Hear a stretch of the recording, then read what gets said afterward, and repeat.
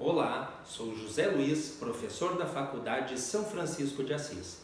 A nossa aula de hoje é sobre a reserva estatutária. Em aulas anteriores, verificamos que a reserva estatutária é uma espécie de reserva de lucros. E vimos também que reservas de lucros são retenções de lucros obtidos pelas empresas que foram retidos com uma finalidade específica.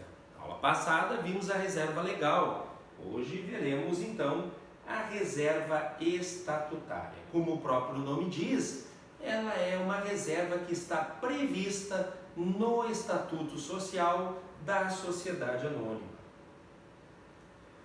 De acordo com o artigo 194 da Lei 6404 de 76, que é a Lei das Sociedades por Ações, a companhia poderá criar reservas, desde que, para cada uma delas, primeiro, estabeleça de modo preciso e completo a sua finalidade.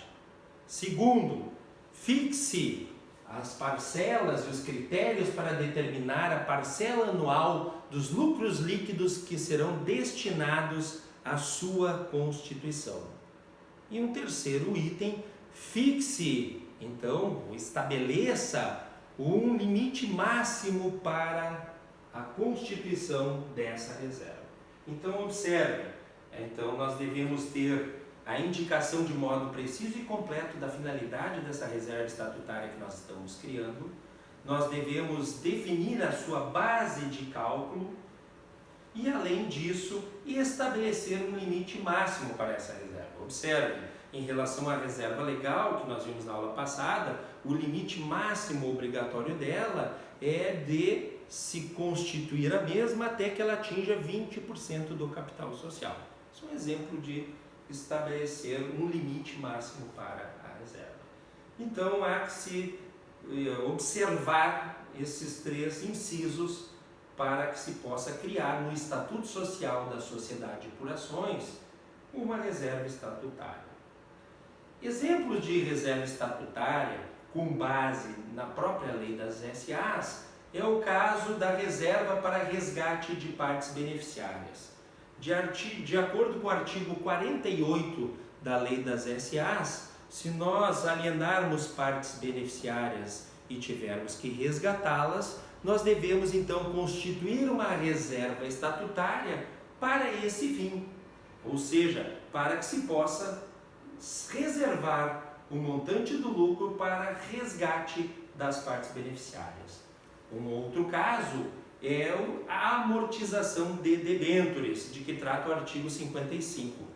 Então, caso a empresa emita debêntures, para que ela possa posteriormente fazer frente a essas amortizações da debênture, é necessário, de acordo com o artigo 55 da Lei das SAs, que ela constitua uma reserva estatutária para fazer frente a essa amortização.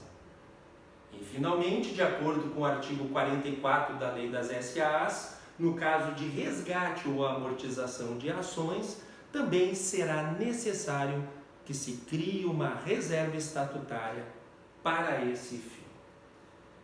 Em relação à reserva estatutária, também é importante observar que, de acordo com o artigo 198 da Lei 6404 de 76, o valor do dividendo obrigatório ele será determinado antes da constituição da reserva estatutária. Isso porque é expressamente proibida a criação da reserva estatutária que prejudique o pagamento do dividendo obrigatório. Nós vamos ver nas próximas aulas que o dividendo obrigatório é uma figura criada pelo artigo 202 da Lei 6404 de 76. Antes da vigência da Lei 6404 de 76, vigia o Decreto-Lei 2627 de 40, que em seu escopo, em seu corpo, não possuía a obrigatoriedade de distribuição de dividendo.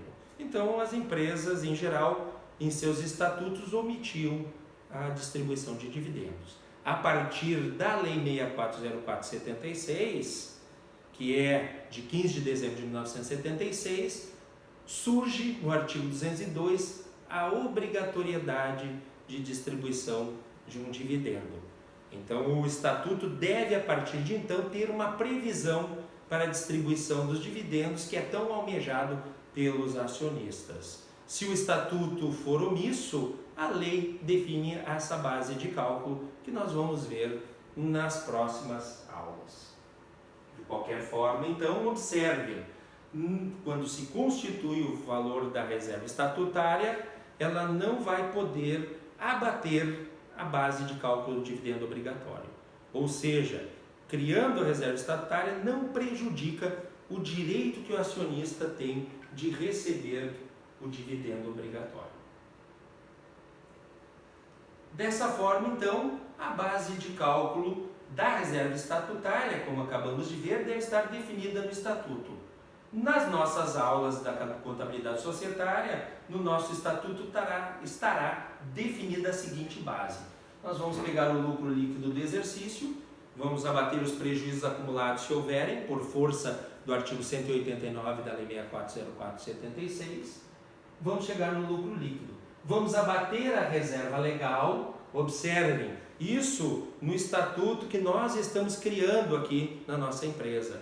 O estatuto da empresa onde vocês trabalharem pode não conter essa dedução. Nas nossas aulas, no nosso estatuto, existe a previsão, então, de se abater a reserva legal para que não haja, então, uma reserva calculada sobre outra reserva. Mas observe, é o estatuto que define essa base de cálculo. Além disso, sobre essa base de cálculo, a nossa alíquota que vai ser utilizada será de 10%, também definição aqui da nossa disciplina. Chegando então ao valor da reserva estatutária a ser constituída no exercício social. Exemplificando então, vamos supor que a empresa tem um lucro líquido do exercício de R$1.000. Ela tem também um prejuízo acumulado de 200, então o lucro líquido é de 800. O valor da reserva legal que foi constituída foi de R$40. Então 800 menos 40 me dá a base de cálculo da nossa reserva estatutária de 760. Sobre os 760 vamos aplicar a alíquota, que é de 10%, e encontrar R$76. Então, a constituição da reserva estatutária, como se trata de uma conta do patrimônio líquido e que está aumentando de valor, é a crédito da reserva estatutária. E a contrapartida é a débito de lucros ou prejuízos acumulados, sempre obrigatoriamente. Muito bem, essa foi a nossa aula de hoje. Obrigado a todos e até a nossa próxima aula.